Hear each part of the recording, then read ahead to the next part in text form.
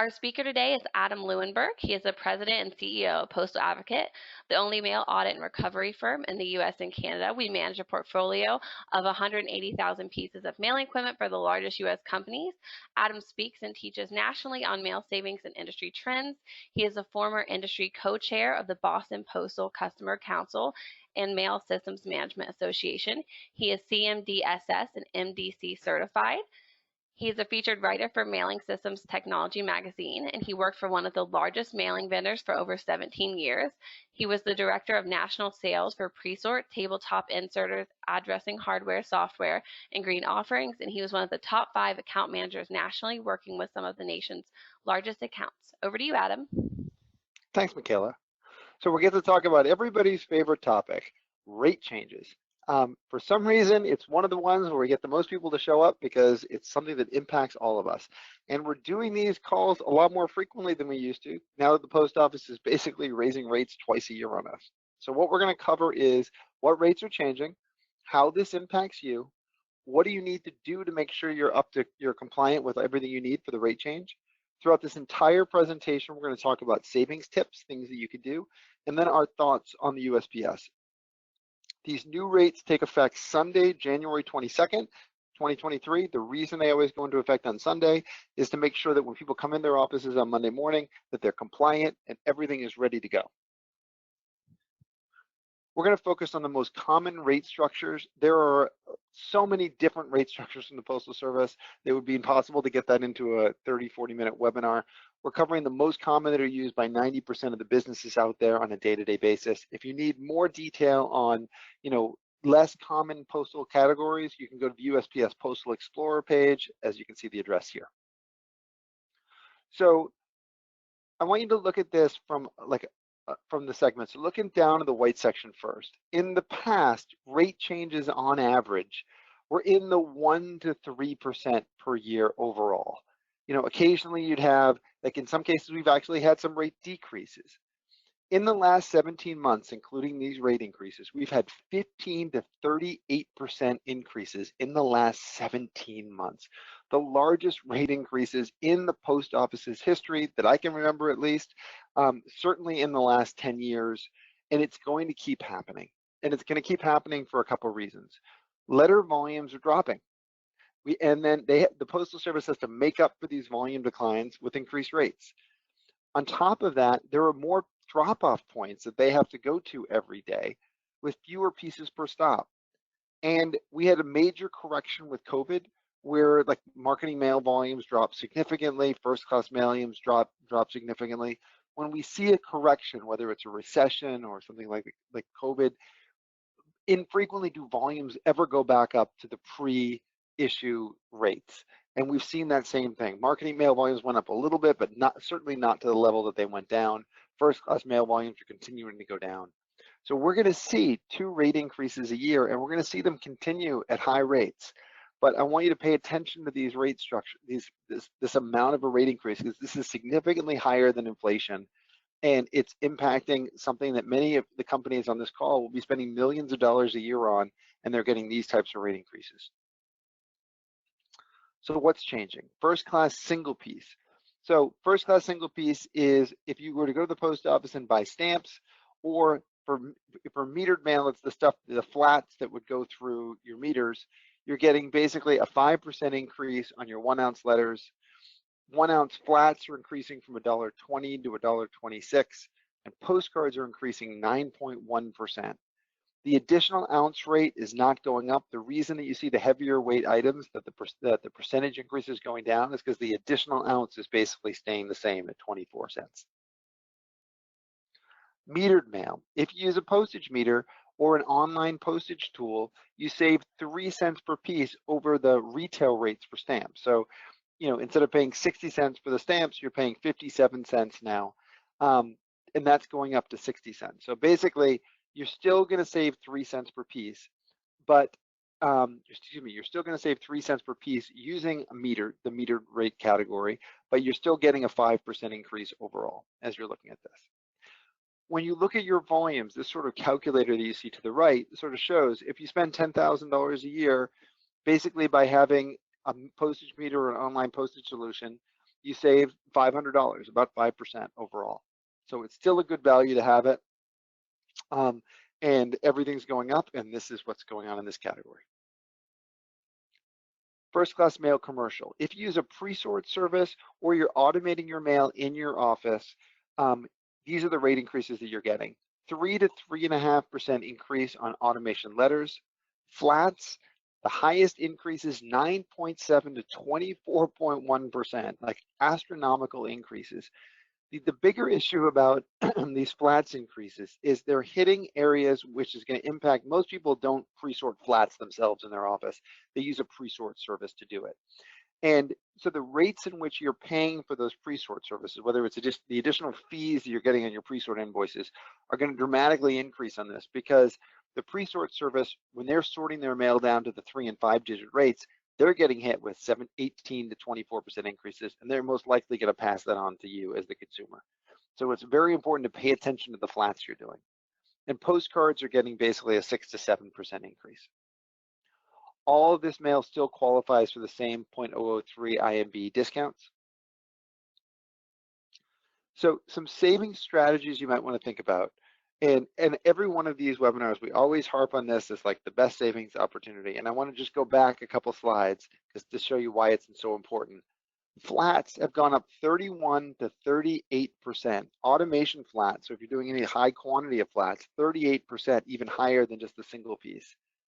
The strategies to reduce that is, can any of those flats be folded and put into regular envelopes? In many cases they can't, but lightweight flats, if they can be folded in half into, let's say, a 6 by 9.5 envelope, you can get about 14 sheets of paper into a 6 by 9.5 envelope by folding it in half. The postage rates gets cut down dramatically. So let's just say that you have a flat and you have 8 sheets of paper and it's going into a flat envelope. You're probably paying $1.74 for that piece. If you folded it in half, it goes at a 2-ounce letter, which goes to 84 cents, cost almost cut in half. If you use a pre-sort service, the rate that the pre-sort service pays is up to 3.5 ounces at the 1 ounce rate. So it's only about 53.1 cents. And if you automate that yourself in your office, it's 47.1 to 53.1. The point is 52 to 73% savings folding those pieces. Now, what we typically see is people who are doing this type of like flats, they're doing some sort of statement mailing and things like that. Some statements are going to be too big to do that. The question is, for the stuff under 14 pages, is there an opportunity to do that, reducing some of the burden of this 30 to 38% increase? First class mail savings options. These are the gamut of all your options that you can do for your first class mail. You can use meters or PC postage, and you can save that 3 cents per piece. The 63 cents for the single piece goes down to 60 cents. You can use a pre-sort service if you run over 500 pieces a day, or you have one-time mailings over 1,000 pieces. There could be pre-sort services in your area. You can pick those pieces up, and you can get that mail down to potentially 53.1 cents. You could automate those mailings in-house. If you had enough volume, you could order the software and provide the services that do the sort of like automation for your mail, and you get your mail down to 47.1 to 53.1. Flats and postcards have this pre-sort rate, and automation rates go up to 3.5 ounces for the 1 ounce rate. So there can be huge savings as items get heavier. And flats and postcards can have these same automation rates and levels. And then consider, if you have a lot of generic content, like you're just sending a newsletter or a flyer, or you're sending something where it's an offer and you're sending it first class, consider moving it to marketing mail, because the savings are huge. You can get that piece down to 31 cents if it's, if you're a commercial company, and down to 16 cents if you're a nonprofit. So these are all the main strategies that you can do to reduce your first class mail costs, is by moving it to one of these different levels. I just want to put it in one easy way for you to see it. Marketing mail. Marketing mail used to be called standard mail, and the post office realized that was a terrible way to market your mail service, so they changed it to marketing mail. It's typically designed for generic content, and the distinction they say is non-personalized in content. So for instance, I could send out a merged letter that it says, "Dear Adam, Dear John, Dear Ed," but if I put individual statement level detail, like you have a past due balance of $37 versus someone else who has a past due balance of $80, that's considered statement level detail, and then it has to go to first class because it's considered personal in correspondence. So marketing mail rates going up on average about 3%. Lightweight flats are increasing at 5 to 10%. And then heavyweight flats, you can see heavyweight flats are charged in two ways. They're charged on the per pound rate, and that's only going up about 1 to 2%. And then they're charged on a per piece rate, and that per piece rate is going up 7 to 32%. On average, you can expect a 3 to 9% increase on your heavyweight flats. So marketing mail savings options. The best savings option for marketing mail is to use entry-level discounts. And what that means is you have mail that might be going all over the country. If you can move your mail down to the destination network distribution center or the destination sectional center facility, and you can move the trays of that mail to that center, you save extra amounts of money. So you can see the cost goes down for letters, 3 cents. The cost goes down for flats, lightweight flats, 9 cents, and heavyweight flats, 36 cents per flat, like huge discounts that you can get. The other big thing about it is you can see those discounts are increasing rapidly. So letters are getting an extra 9.5 to 11% increase in savings. Flats are getting up to a 15% increase in savings, as you can see between the lightweight and the regular. So typically you're not going to do this yourself. Typically this type of marketing mail is done through a third-party outsourcer, and the third-party outsourcer has some sort of agreement either themselves to do the transportation to these sectional center facilities, or they use a third-party service. But it's important when you're looking at your outsourced bills to make sure that you're using a service that's getting the majority of your marketing mail to getting these destination entry discounts to make sure that you're maximizing your postage savings. Also, convert flats wherever possible to letters, just like the first class mail. If you can convert flats to letters, flats are 36 to 89 cents per flat, up to 4 ounces, versus the letters, which are 16 to 36 cents. Huge discounts. And not only is it huge discounts, the rate increases that we've been seeing are going to be lower for letters than they are for flats, because the post office is making a clear message to the community that they are going to increase the rates of flats at a much higher rate than they are for letters. Priority mail. So priority mail is the most common USPS parcel method. It's defined as anything over 13 ounces up to 70 pounds, gets 1 to 3 day delivery throughout the US, 9 primary zones based on distance away from where you're sending it from. So you can see overall, flat rate items are getting, there's 2 classes of service. There's retail service and commercial based service.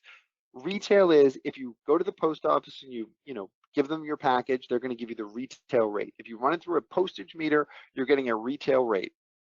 If you convert it to printing your own 4x6 shipping labels through a third-party platform, you can get the commercial rates. And we'll go into a little bit more detail on that. But in order to get the commercial rates, you have to submit it a 4x6 shipping label of that item through a third-party system, which we'll explain a little bit more.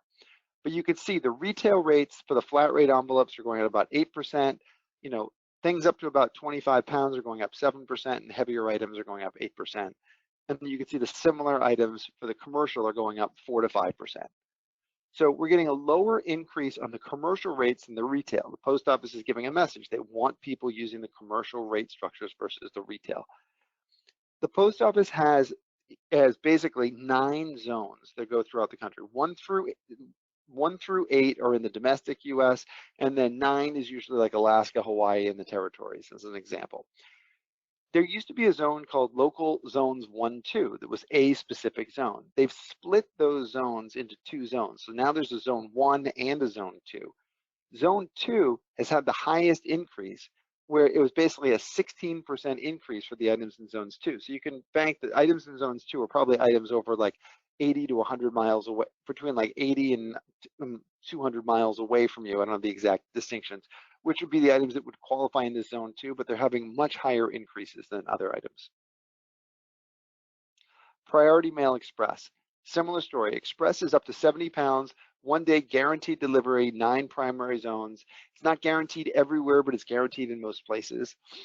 So you can see the flat rate items, 7%, and then 6 to 7% increases for the items as they get heavier. Commercial are increasing at 6%. Same thing, they split zones 1 and 2 into separate zones. And zones 2 has the highest increase at up to 26% increases on this category. So this is an extra way for the post office to make some margin and hope no one really notices.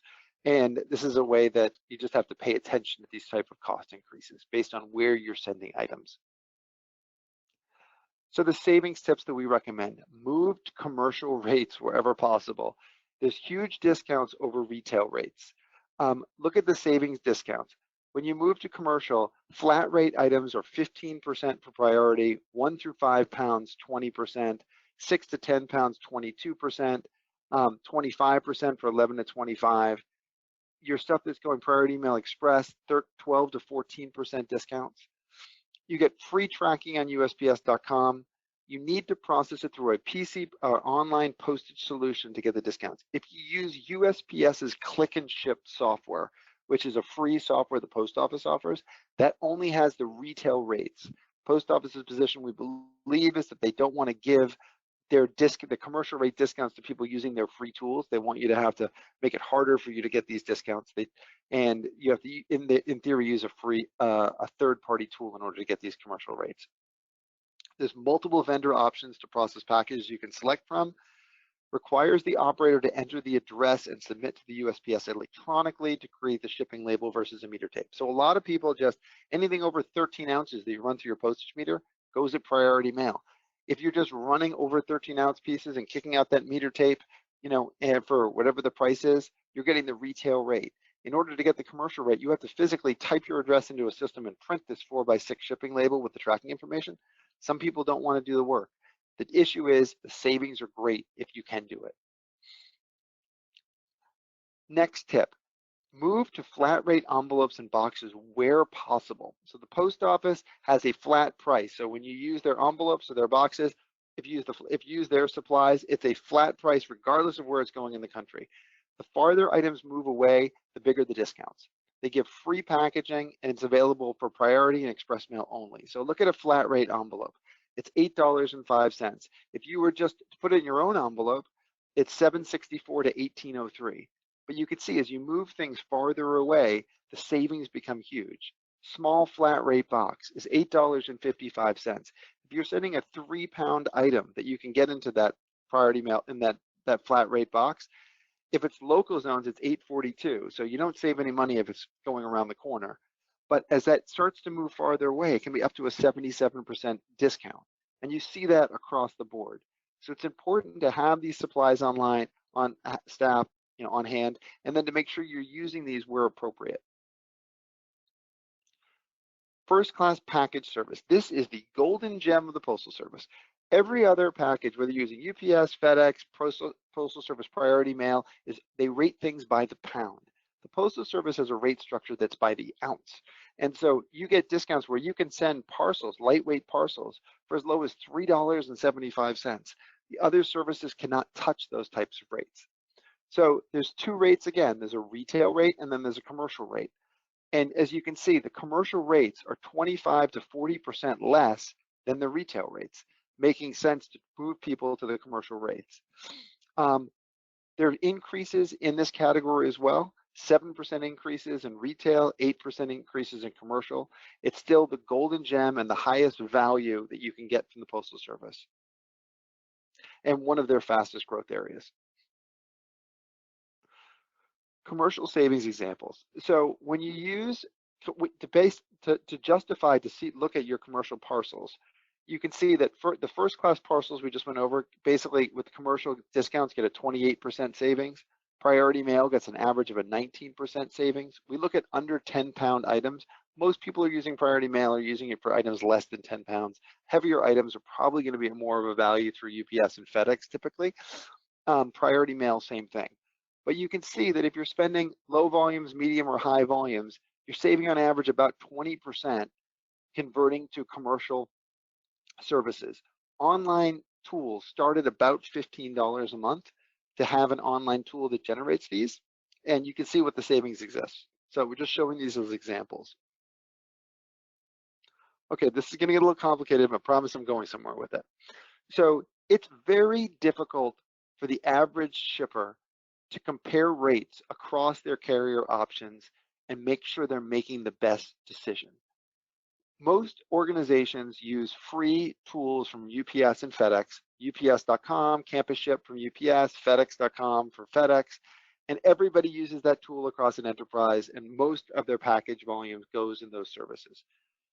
The issue is those tools don't give you the full story. They only give you that carrier. They don't give you a way to compare the overnight services to the ground services, the air services to the ground services, because they make you go into a different screen in order to look at the ground, and they don't compare your postal options on the same platforms, making it very difficult for people to make the right decisions. So let's an example.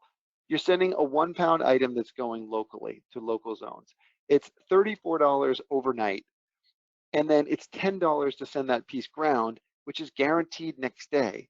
Or the Postal Service is most likely going to get it there for $7.64 to $5.85.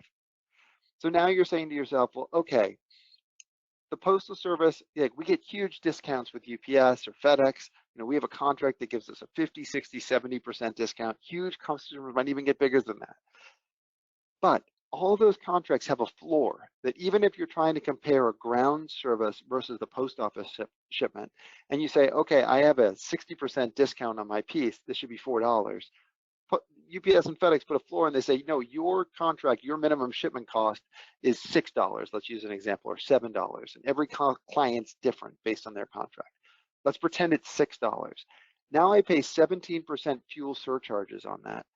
If it's going to a residence, I pay $5.25 to a residential fee. And if it's one of 61% of all zip codes in the country, I get a delivery area surcharge of $3.17 to $7.15. So now that $10 item that I got for the $6 base fee, plus the fuel, plus the residential, plus a potential delivery area surcharge, might be $15, $18 for that versus the post office, which is $7.64. And if it's lightweight, I can get it for $4 to $6. So this is the reason that people need tools to be able to make better decisions, is because the average person making the shipping decision doesn't have the information available to see what their options are. So what we recommend in the parcel space is prices are going to keep going up faster and faster with the growth in the shipping space. And there's only a limited numbers of suppliers. You have UPS, FedEx, Postal Service, a couple customers use DHL, a couple customers use some local regional players, but that's kind of your options. There are too many factors in calculating a shipping price to rely on only one free carrier provided solution to make sure you're getting the best price, especially now that we're dealing with like 17% fuel surcharges. Like, that's incredible, and that's probably not going down anytime soon. People need a way to compare rates side by side to make the best decisions. More and more people are working remotely in the future, and they're going to need ways to be able to make, have the right tools at their disposal. There's cloud-based tools that are needed to support their mail and shipping needs. There are multi-carrier tools that are available that can rate shop for the lowest cost to send items on a package-by-package basis. Some of these platforms can generate postage stamps on the same platform. Does every item have to go overnight, or is it just that office didn't have any postage meter or mailing solution, and it was easier than going to the post office, so I'll just send it FedEx or I'll send it UPS? Terrible decision to spend $12 on an item that could have gone for 60 cents.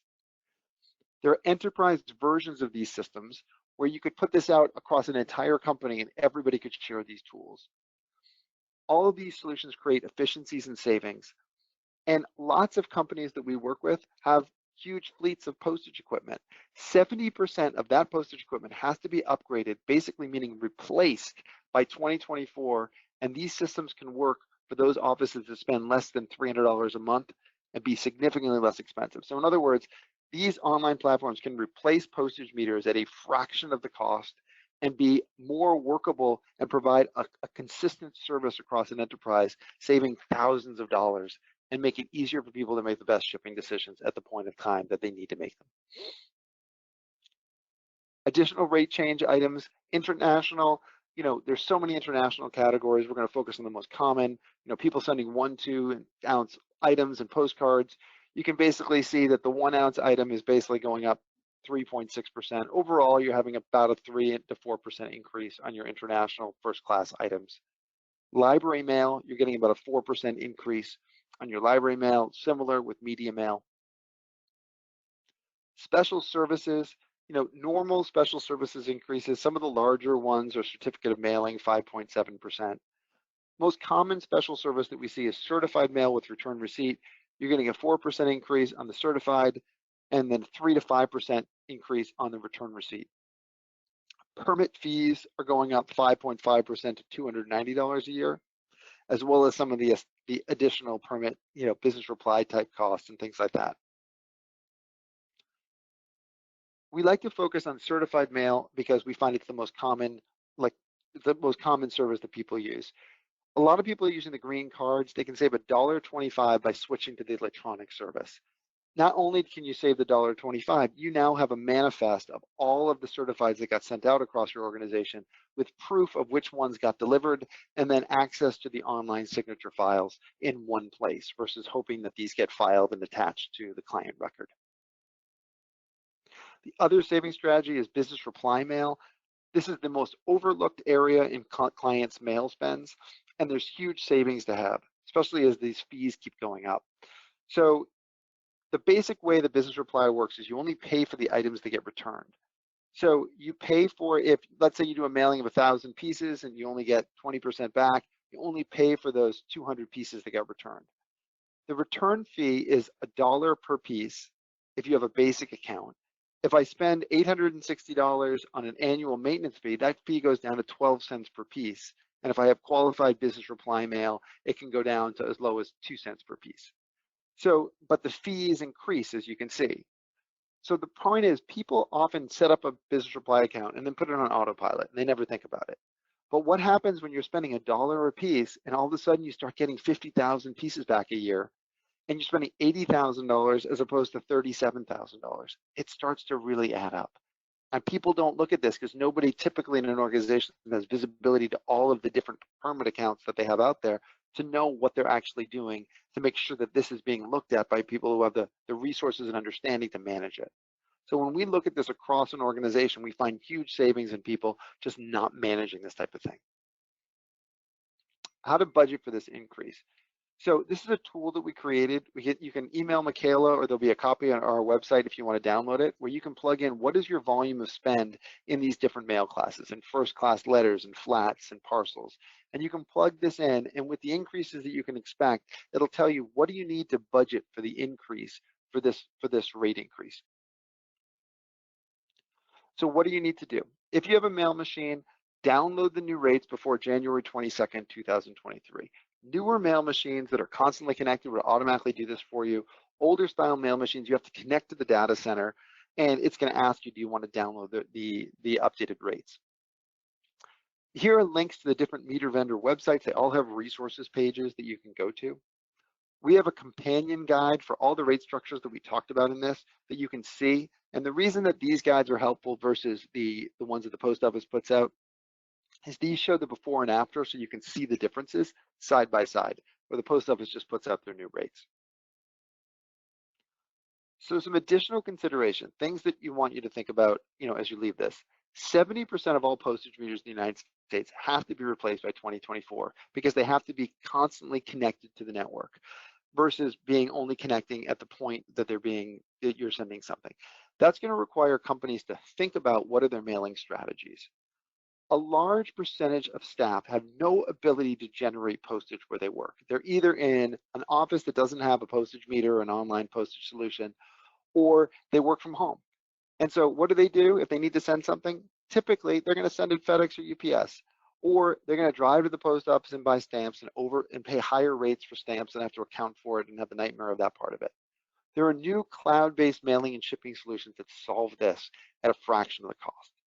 There are postage balances that are sitting in meters and permits and associated funding accounts that are seldomly centrally managed, and there's always loss and overfunding. We've recovered millions of dollars in these areas for our clients. Most organizations have limited to no visibility or expertise on the mail spends across the enterprise. So they might have it in hubs, like at their corporate mail center or in a production side, but they don't have visibility of what's happening across the enterprise, across all their permits, across their outsourced providers, across all their meters and their petty cash amounts to be able to create a plan. We can pull that together for any company at no charge and no obligation to show you what savings are available, because we believe there's huge opportunities in just about every company in America. And there are savings methods available that can eliminate these price increases, but they all require oversight. So what we do is we manage basically the largest mail portfolio in the country, probably in the world, that has about 180,000 pieces of mailing equipment, online postage solutions, enterprise platforms, permits. Our average client savings is 1.9%. On the equipment side, it's 55% is our average equipment savings. We've recovered $27 million in overcharges, lost postage, vendor fees. We have over 200 years of experience in this area, and we provide a web dashboard for our clients that shows them all their mail spends in one place, and then we work with them to develop strategies to driving down the costs in each of the areas. It doesn't matter what industry it is, it just matters that you're in an area where you have a disparate large mailing spends. We'll pull them together for you and help manage them and make them easy. For any client, we do a no-cost analysis where we'll pull together your spends from some simple AP exports that will ask for accounts payable exports. If you have any vendor reports of where your spends are, that's great. Otherwise, we'll build the inventory for you. We'll analyze that spend for you. We'll conduct an analysis, show you what savings opportunities you have available, and then if you decide to move forward, we'll go execute on those savings items. We'll present all savings to you for approval. We'll manage all detail in a web dashboard, including all your inventory of equipment, your postage spends, your access to your accounts. We'll manage it so we can provide you the visibility, and we'll provide ongoing support because customers constantly have different changes that are happening in their organizations and their postage needs, and we're managing those for our clients to make sure that we're there for them when they need us. So I want to open it up to any questions. I want to thank you all, especially so close to the holidays, for coming to this. Hopefully this was informative and that there were some tools and tricks that you could take back from you and drive some savings in your organization. But I want to open it up for any questions.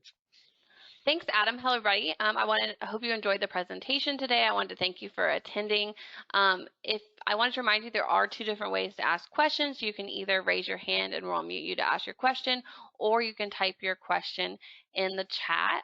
Our social links are there for your convenience. We definitely post there on a more regular basis and do some helpful tips around rate change as well as other mailing topics. And then Adam's emails is there as well in case you have any questions for him about what he presented today. All right, it looks like we have a few questions. So somebody did ask about our recent gingerbread house winners. I don't know if you guys, it's unrelated to rate change. I don't know if you guys follow us on our LinkedIn page, but we did post recently about our team doing a gingerbread building competition. We did not have the winners at that time though, so we didn't post it there, but we have a winner who was Violet Carter. She is one of our customer service reps. She was a cake baker previously, so she was kind of in a league of her own. So she won for professional decorator. Myself, I won for the normal adults. That's what we called it. And then we had a youth category as well because our team's children were on it. They wanted to help. And Doris Tam's daughter, Jaime Kelsey, won for our youth category. So unrelated, but I definitely wanted to answer that person's question. And then we had another question related to rate change. Do you think the rate changes will continue to increase by the larger amounts every time or go back to normal levels? I think that we're just seeing the tip of the iceberg. I think they're going to keep going up at high, like these rates, or if not higher rates in the future. I think that the postmaster is dead set on trying to make the post office a profitable environment, and he is going to make up for any volume declines that we're seeing with increased rates. And you could say that that's going to kill the post office, but on the same side, the U.S. Postal Service is still the lowest westernized postage costs, I think, in the world. And I think he probably has a lot of area he can keep growing. And we haven't proven that volumes go down dramatically because of rate changes. Some people might challenge me on that, but some volumes, especially around the production mail streams, which are the higher volume streams, I think are relatively inelastic. So I think we're going to see higher rate increases in the future. All right, we have another question. What surprised you the most about these rate change numbers? What surprised me the most was that flats keeps going up at the percentages in which they're going up. The fact that we've had 38% increases in 17 months, like, it's just unheard of. I mean, it's a clear message to the community that, like, you should really rethink your flat strategy. So whether that's taking some of the content and pushing it online, duplexing, reformatting, like getting people to think about what they're doing around flats, because 38% is just crazy.